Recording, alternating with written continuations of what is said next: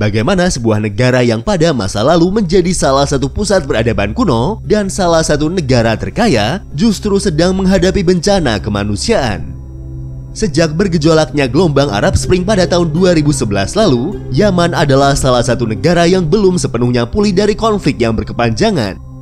Hingga saat ini negara Yaman masih menderita banyak masalah terkait ekonomi, politik, dan sosial yang sewaktu-waktu dapat memancing konflik memanas lagi. Namun, apakah konflik di Yaman hanya baru terjadi di era modern? Jika dilihat sepanjang sejarahnya, ternyata konflik di negara ini sudah pernah terjadi beberapa kali, yang sebagian besar disebabkan oleh perebutan pengaruh dan kekuasaan. Untuk mencegah hal serupa terjadi di negara kita, ada baiknya jika kita pelajari tentang negara Yaman agar kita bisa mengambil hikmah dan pelajaran dari negara ini.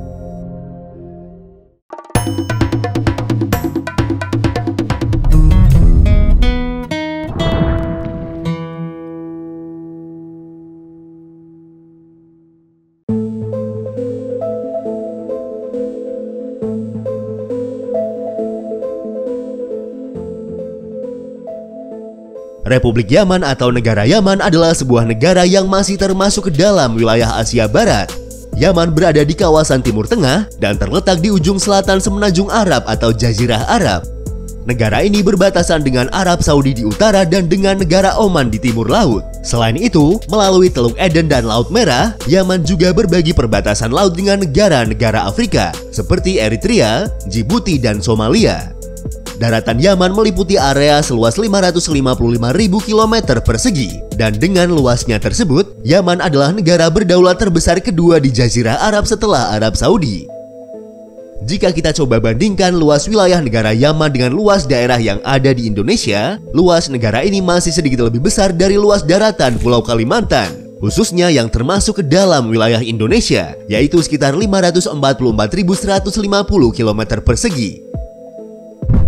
Pada tahun 2021 lalu, diperkirakan jumlah populasi penduduk negara Yaman mencapai 30.491.000 jiwa, yang didominasi oleh kelompok etnis Arab, kemudian diikuti oleh kelompok Afro-Arab, Asia Selatan, dan Eropa. Mayoritas penduduk Yaman adalah penganut agama Islam dengan persentase pemeluk mencapai 99%.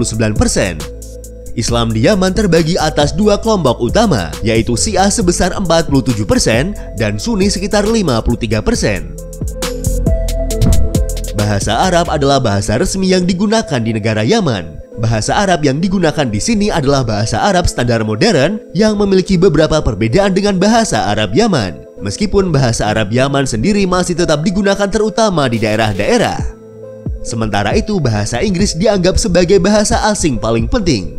Bahasa Inggris secara luas diajarkan dan digunakan di negara ini, terutama di sebagian besar wilayah selatan yang merupakan bekas jajahan Inggris. Kota Sanaa merupakan kota terbesar di negara Yaman, dan menurut konstitusi Yaman, kota Sanaa adalah ibu kota resmi dari negara ini. Namun, setelah kota Sanaa dikuasai oleh kelompok dari gerakan Houthi selama revolusi 21 September, ibu kota dan pusat pemerintahan negara ini untuk sementara dipindahkan ke kota Aden, yang merupakan bekas ibu kota Yaman Selatan.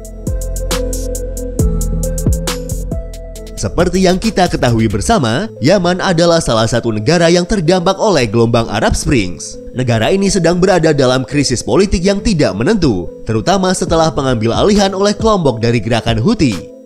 Krisis politik di Yaman sendiri sebenarnya sudah berlangsung sejak tahun 2011. Krisis ini awalnya dimulai dengan aksi protes jalanan terhadap kemiskinan, pengangguran, dan korupsi di negara ini, serta rencana Presiden Ali Abdullah Saleh untuk mengubah konstitusi Yaman dan menghilangkan batas masa jabatan presiden.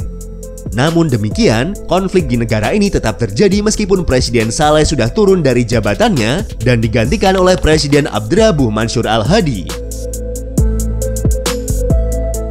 Sebelum adanya konflik yang berkepanjangan dan kudeta, politik Yaman secara nominal berlangsung dalam kerangka Republik Demokrasi Perwakilan Semi-Presidensial, di mana Presiden Yaman bertindak sebagai kepala negara, sedangkan Perdana Menteri Yaman yang diangkat oleh Presiden adalah kepala dari pemerintahan.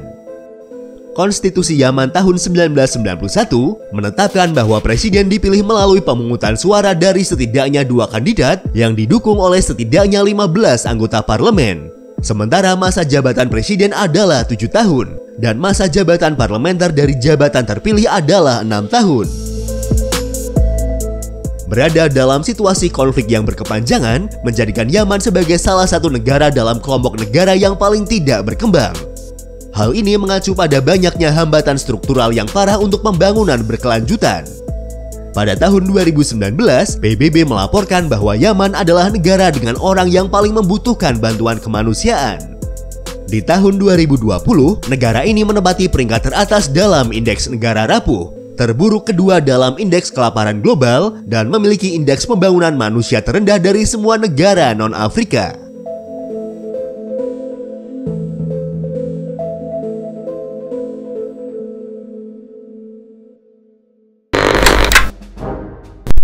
Sejarah Yaman.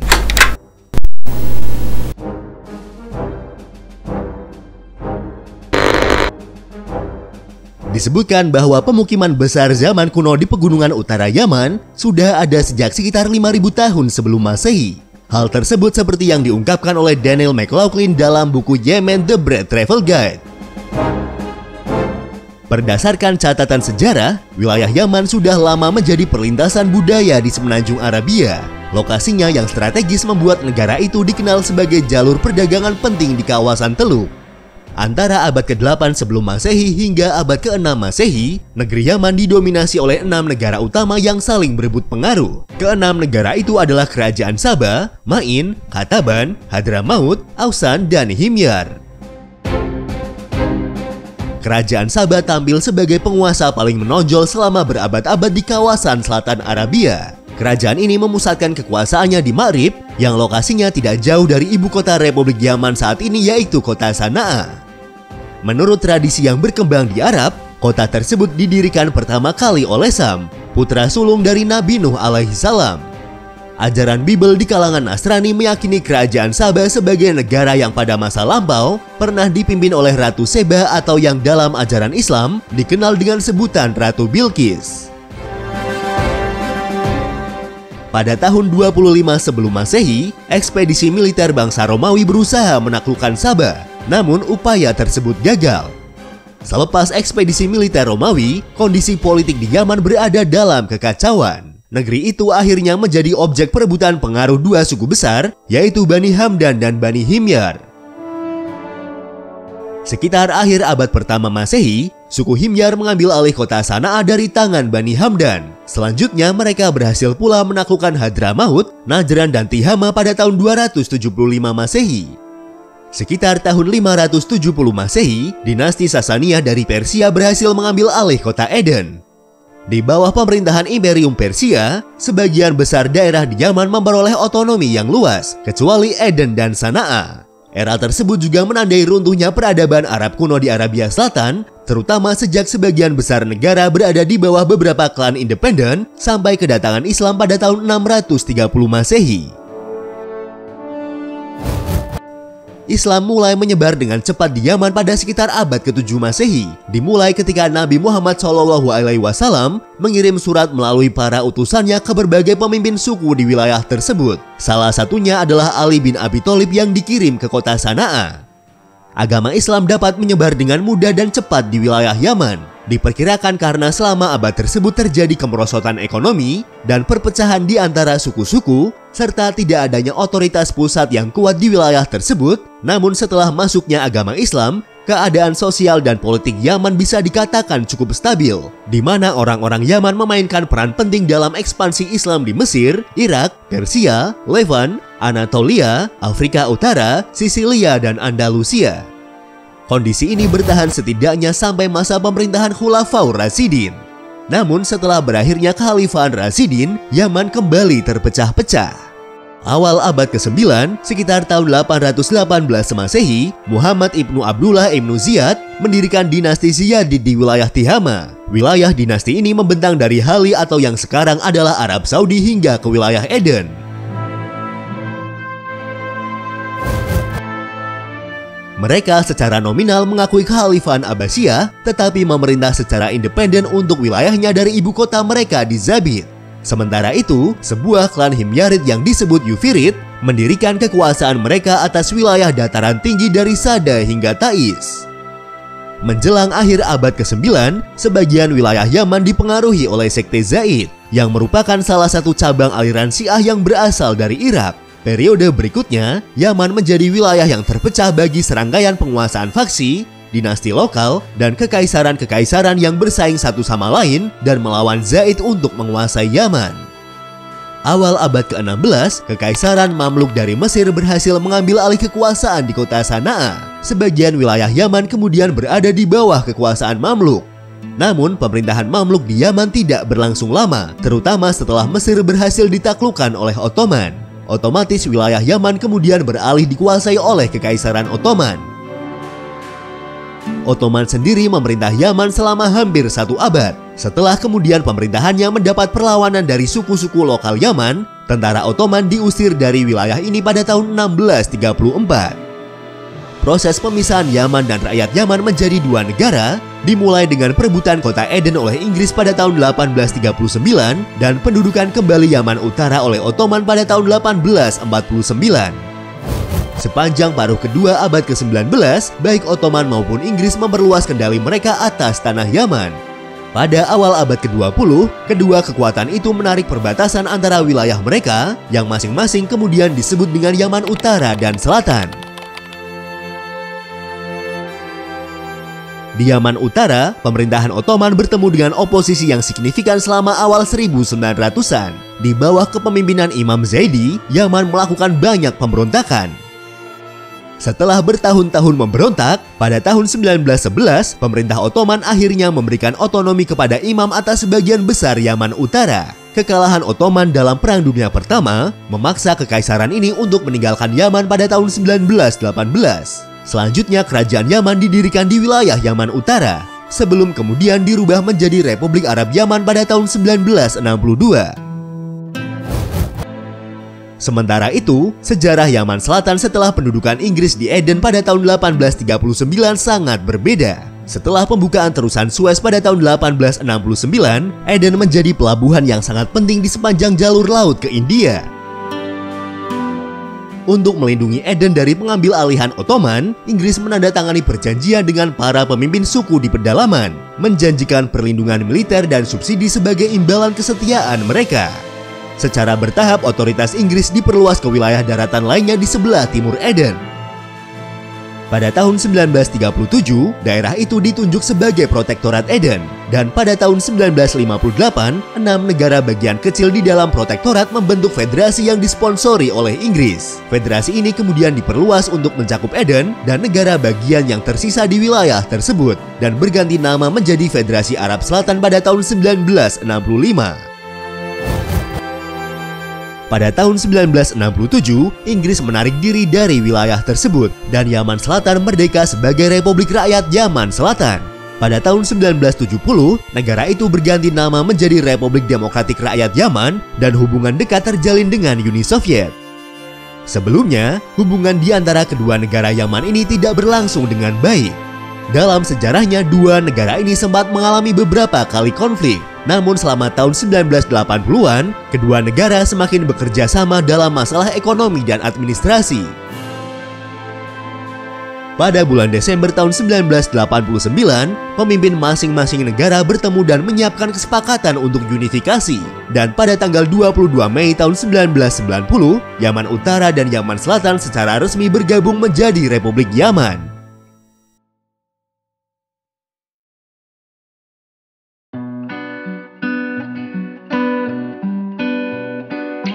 Itulah sedikit ringkasan sejarah tentang berdirinya negara Yaman modern.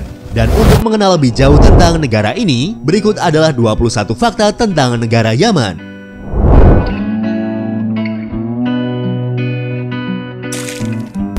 Yaman secara historis mencakup wilayah yang jauh lebih besar daripada wilayah Yaman modern saat ini. Membentang dari wilayah Asir Utara di barat daya Arab Saudi hingga Dhofar di Oman Selatan. Menurut teori, nama Yaman berasal dari bahasa Arab dari kata Yaman yang berarti sisi kanan, karena wilayah Yaman berada di sebelah kanan Ka'bah di Mekah. Teori lain mengatakan nama Yaman diambil dari nama putra bungsu Nabi Yakub alaihi salam, yaitu Binyamin atau Benjamin. Dalam bahasa Ibrani, Binyamin berarti anak dari selatan. Dalam kitab Kejadian, nama Binyamin sering ditafsirkan sebagai anak dari tangan kanan.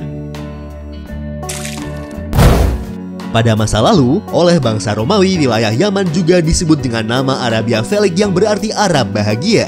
Disebut demikian karena wilayah Yaman lebih subur daripada sebagian besar wilayah semenanjung Arab. Pegunungan di wilayah ini mengundang hujan yang berkontribusi pada pertanian yang berkembang di negara tersebut. Oleh karena itu, wilayah ini mendukung populasi yang stabil selama berabad-abad. Desain bendera nasional Republik Yaman secara resmi diadopsi pada tanggal 22 Mei tahun 1990, hari yang sama di mana Yaman Utara dan Yaman Selatan bersatu. Desain benderanya terdiri dari garis berwarna merah, putih, dan hitam. Warna yang digunakan melambangkan warna pan-Arabisme seperti yang digunakan pada bendera Mesir, Suriah, Irak, dan Sudan. Menurut deskripsi resminya, warna merah berarti persatuan dan pertumbuhan darah para martir. Warna putih melambangkan masa depan yang cerah, dan warna hitam untuk masa lalu yang gelap. Berbeda dengan negara-negara lain di wilayah Jazirah atau Semenanjung Arab lainnya, Yaman adalah satu-satunya negara di wilayah tersebut yang berbentuk republik. Irak, meskipun berbentuk republik, wilayahnya tidak termasuk ke dalam wilayah Jazirah Arab.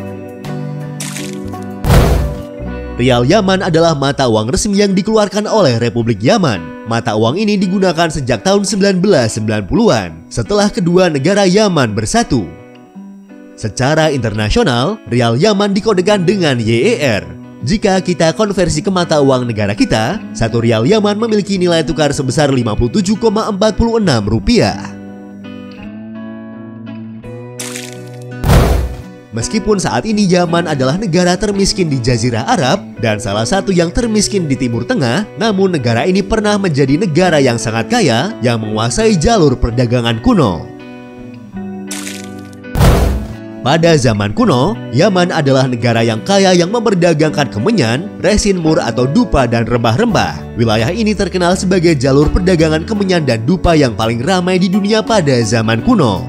Kemenyan pada zaman kuno memiliki harga 12 kali lebih mahal daripada emas dan digunakan di seluruh upacara-upacara dan ritual kuno, seperti penguburan, pernikahan, dan kelahiran. Selain itu, kemenyan juga digunakan di rumah untuk menyegarkan udara dan aromaterapi. Diceritakan pada masa lalu, Ratu Seba atau Ratu Bilqis mengunjungi Raja Solomon dengan membawa hadiah kemenyan dan dupa. Dupa sendiri pertama kali ditemukan pada tahun 1500 sebelum Masehi dan dikirim melalui kapal dari pelabuhan Kana ke Arabia dan ke seluruh dunia. Meskipun biji kopi pertama kali ditemukan di wilayah Ethiopia, namun orang Yamanlah yang pertama kali menemukan sifat-sifat yang merangsang dari kopi sebagai minuman. Yaman adalah tempat di mana kopi pertama kali dibudidayakan secara komersial dan menjadi satu-satunya wilayah produsen biji kopi. Sekitar abad ke-15, kopi mulai populer ke seluruh dunia. Akibatnya, wilayah Yaman dan Laut Merah menjadi arena konflik antara Mesir, Ottoman, dan berbagai kekuatan Eropa yang ingin menguasai pasar kopi Arabica yang sedang berkembang. Jika kamu suka minum kopi, kamu pasti tidak asing dengan jenis kopi Arabica. Sebenarnya ini adalah jenis kopi yang berasal dari dataran tinggi Ethiopia. Nama Arabica sendiri diambil karena jenis kopi ini pertama kali dikembangkan di wilayah Arabia, tepatnya di Yaman. Sama seperti nama mochaccino, salah satu varian dari cafe latte ini pertama kali dipopulerkan di kota Mocha atau Muka di Yaman, dan kemudian mengambil namanya dari nama kota tersebut. Seperti yang disebutkan di awal video, bahwa mayoritas penduduk Yaman adalah pemeluk agama Islam dengan persentase mencapai 99%. Menurut jajak pendapat yang dilakukan oleh Gallup Internasional, Yaman memiliki populasi paling religius di antara negara-negara Arab lain dan merupakan salah satu populasi paling religius di seluruh dunia. Negara Yaman juga dikenal dengan beberapa sebutan, seperti tanah para waliullah, tanahnya para ulama besar, dan kampungnya Zuriyah Rasul yang artinya anak keturunan Rasulullah. Hal tersebut dikarenakan anak cucu dan keturunan Rasulullah paling banyak tinggal di negara ini. Sejarah penyebaran agama Islam di Indonesia sendiri juga tidak lepas dari campur tangan orang-orang Yaman. Menurut catatan sejarah, antara abad ke-9 dan abad ke-11 Masehi, bangsa Hadrami menginjakan kaki di bumi Nusantara untuk berniaga serta menyebarkan agama Islam. Bangsa Hadrami adalah sebutan bagi orang-orang Yaman yang berasal dari wilayah Hadramaut di bagian selatan Yaman. Meskipun untuk beberapa wilayah di negara itu sangat terpengaruh oleh konflik dan perang saudara, namun untuk beberapa wilayah lain di Provinsi Timur, seperti Hadramaut dan Al-Mahra saat ini cukup aman untuk dikunjungi. Sana'a adalah ibu kota Yaman. Kota ini adalah salah satu kota paling kuno di dunia yang masih dihuni hingga saat ini. Menurut kepercayaan setempat, kota Sana'a didirikan di dasar Jabal Nukum oleh Sem, salah seorang putra dari Nabi Nuh alaihi salam. Dengan segala macam peninggalannya, kota tua Sana'a termasuk dalam situs warisan dunia UNESCO. Kota Sana'a terletak di ketinggian rata-rata 3.500 meter di atas permukaan laut yang menjadikannya sebagai salah satu ibu kota tertinggi di dunia. Jabal An-Nabi Syu'aib memiliki ketinggian 3.667 meter di atas permukaan laut. Tempat ini adalah gunung tertinggi di Yaman dan juga gunung tertinggi di Semenanjung Arab. Kota Sibam yang terletak di Provinsi Hadramaut adalah salah satu kota tertua di negara Yaman. Prasasti pertama yang diketahui tentang kota ini berasal dari abad ke-3 Masehi. Sibam dikenal sebagai kota pertama di dunia yang memiliki master plan bangunan vertikal. Kota ini juga terkenal dengan bangunan bertingkat tinggi yang dibuat dari bata lumpur. Tempat ini disebut sebagai Chicago of the Desert atau Manhattan of the Desert. Kota ini terdaftar ke dalam daftar warisan dunia UNESCO pada tahun 1982. Dan pada tahun 2015, UNESCO mendaftarkan kota ini sebagai warisan budaya yang beresiko akibat kerusakan yang dialami selama Perang Saudara.